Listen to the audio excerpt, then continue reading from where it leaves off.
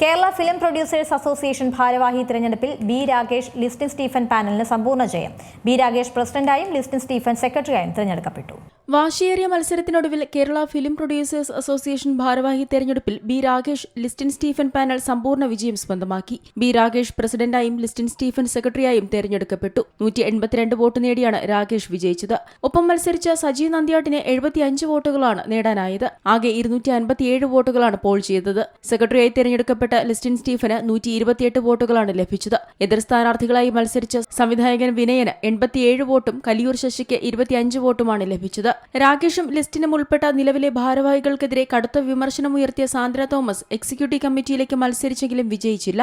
സാന്ദ്ര തോമസിന് 110 വോട്ടുകൾ മാത്രമാണ് ലഭിച്ചത്. നിർമ്മാതാവ് ജി സുരേഷ് കുമാർ 201 വോട്ടുകൾ നേടി എക്സിക്യൂട്ടീവ് കമ്മിറ്റി മെമ്പറായി തിരഞ്ഞെടുക്കപ്പെട്ടു. കേരള ഫിലിം പ്രൊഡ്യൂസേഴ്സ് അസോസിയേഷന്റെ വൈസ് പ്രസിഡന്റുമാരായി സന്ദീപ് സേനനും സോഫിയ പോളും തിരഞ്ഞെടുക്കപ്പെട്ടു. ഇരുവർക്കും യഥാക്രമം 187ഉം 133 വോട്ടുകളാണ് ലഭിച്ചത്. ജോയിന്റ് സെക്രട്ടറിമാരായി തിരഞ്ഞെടുക്കപ്പെട്ട ആൽവിൻ ആന്റണിക്ക് 204 വോട്ടും ഹംസയ്ക്ക് 192 വോട്ടും ലഭിച്ചു. സുബൈർ എംപിയാണ് 154 വോട്ടുകളോടെ ട്രഷറർ സ്ഥാനത്തേക്ക് തിരഞ്ഞെടുക്കപ്പെട്ടത്. 74 വോട്ടുകളുടെ ഭൂരിപക്ഷത്തിലാണ് അദ്ദേഹം സജി നന്ദ്യാട്ടിനെ തോൽപ്പിച്ചത്. പ്രസിഡന്റ് ട്രഷറർ സ്ഥാനങ്ങളിലേക്ക് മത്സരിച്ച നന്ദ്യാട്ടിന് രണ്ടിടത്തും തോൽവിയാണ് ലഭിച്ചത്. പ്രൊഡ്യൂസേഴ്സ് അസോസിയേഷന്റെ എക്സിക്യൂട്ടീവ് കമ്മിറ്റിയിലേക്ക് 14 പേരാണ് തിരഞ്ഞെടുക്കപ്പെട്ടത്. വിശാഖ് സുബ്രഹ്മണ്യമാണ് ഏറ്റവും കൂടുതൽ വോട്ട് നേടിയത്. 208 വോട്ടുകൾ നേടിയാണ് വിശാഖ് തിരഞ്ഞെടുക്കപ്പെട്ടത്. സുരേഷ് കുമാർ ജി, കൃഷ്ണകുമാർ എൻ ഉണ്ണി, ഷെർഗ സന്ദീപ്, ഔസ്യ ബച്ചൻ, Santhosh Pavithram, Philip MC, Century Kochumon, Ramesh Kumar, KG Rama, Siyad Kokkar, Subramanian SSG, Abraham Mathew, Mukesh R Mehta, Thomas Mathew, Joby George തുടങ്ങിയവരാണ് എക്സിക്യൂട്ടീവ് കമ്മിറ്റിയിലേക്ക് തിരഞ്ഞെടുക്കപ്പെട്ട മറ്റുള്ളവർ.